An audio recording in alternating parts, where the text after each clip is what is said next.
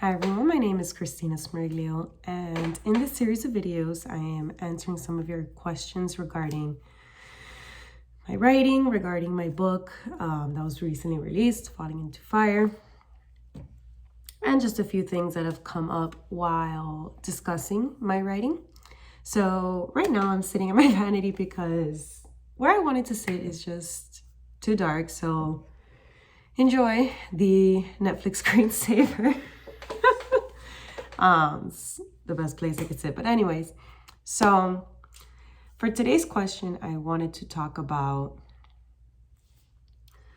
a question that has come up from me talking about this story being based on personal experience and people realizing the gravity of the situations that I talk about. Now, it is a fantasy story, but I have mentioned that it is based on some very real events in my life. So, people have asked me how it feels to publish a book based on my life, and not just injecting myself into the character, but writing a character that is essentially me, and coming forward with that information so that people, as they read the book, they know this is Christy, whether the events are a combination of events of my real life, the main character's thoughts, her words, the things that she goes through, her thought process really, and her journey is my own. So when I was first writing this story, while getting my master's degree, when I was turning it into my thesis, as the first version, when it was a short story, I just named it after the painting I was inspired by, The Garden of Earthly Delights. Then in turning it into my thesis, I called it Hallowed Be Thy Fall, and I created a sketchbook for it. And as a matter of fact, I'm gonna go get that for you in one moment. That is something great to bring up.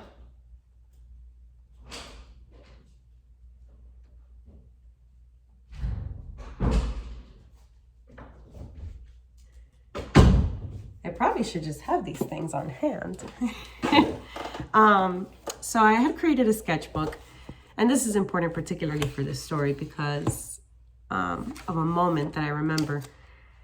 And so in the story, I have quotes, I have my research, different things, kind of like a character story Bible. And I remember showing one of my really close friends at the time the painting that the story was based on, and how I really wanted to share my story through this painting, through this landscape, and explore some of the things that happened to me as a person of this garden.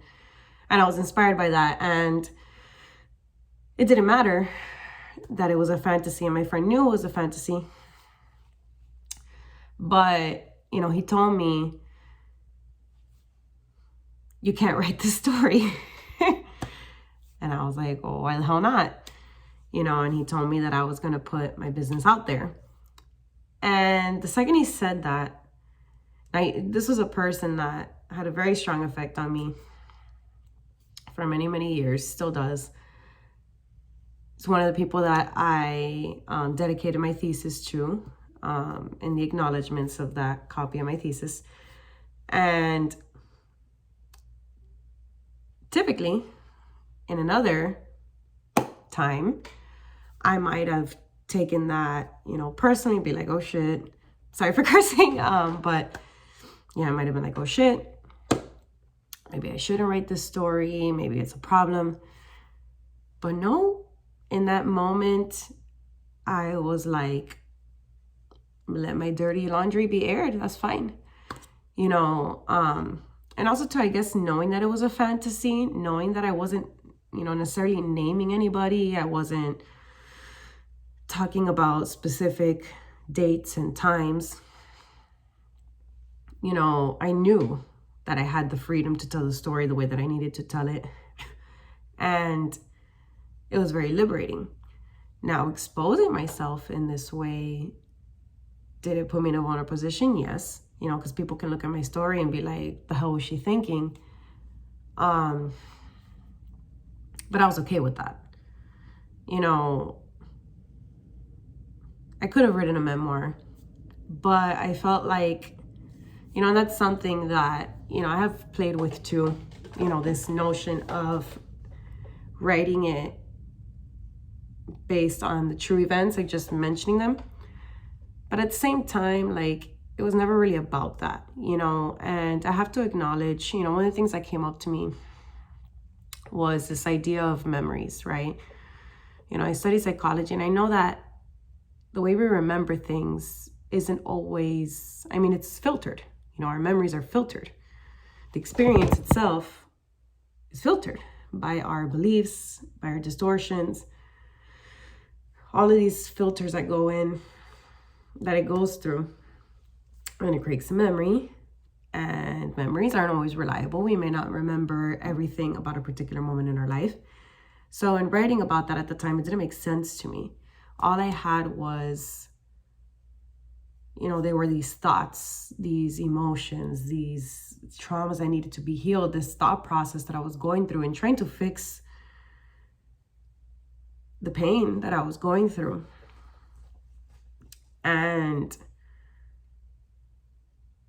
so I knew that something had to be done. Now, when I first wrote this story, it looked very, very different, you know, but in working with my thesis advisor, you know, she brought to light certain things that even I hadn't seen about my thought process. And then working on the book, the novel, Falling into Fire with my editor, it was a very healing process for me. And I was happy to put myself on blast, because I know that I'm not the only one that suffers these mental distortions. Excuse me. These mental distortions that can happen when you've had, you know, disturbing experiences. Regardless of the accuracy of these memories, regardless of the accuracy of some of the things that were told to me, I know the way I received a lot of information, and it was not good. It did not help me. And it didn't matter what people were telling me.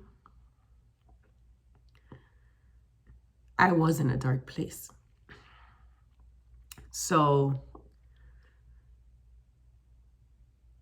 to put that dark place on display and to share that with an audience, it was an honor for me to share my experience, because if it can help just at least one person, I mean, I know it's like, you know, cliche to say, but, you know, whether it helps somebody that's been through something similar themselves, or, you know, on the opposite side of that, you know, someone who knows somebody who may be going through something, they don't really know how to help them, you know, having this version of what can happen to somebody that goes through things like this, I think it's incredibly useful. You know, a lot of the conversations that have come up about some of the themes in my story, you know, whether it's gender roles, societal pressures, cultures, topic of violations in general, you know, our mindsets, our mental workings, how these things are worked through, how trauma is worked through. It's been amazing to see what's come out of it. And even if none of those beautiful conversations had happened yet, you know, I knew that something beautiful had to be created from my pain.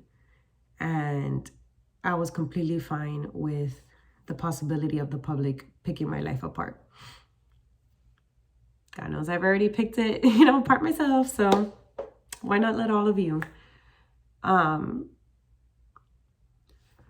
having that sense of openness? It allows us to have important conversations, you know, and I'm happy to contribute to the information that we share as a global community.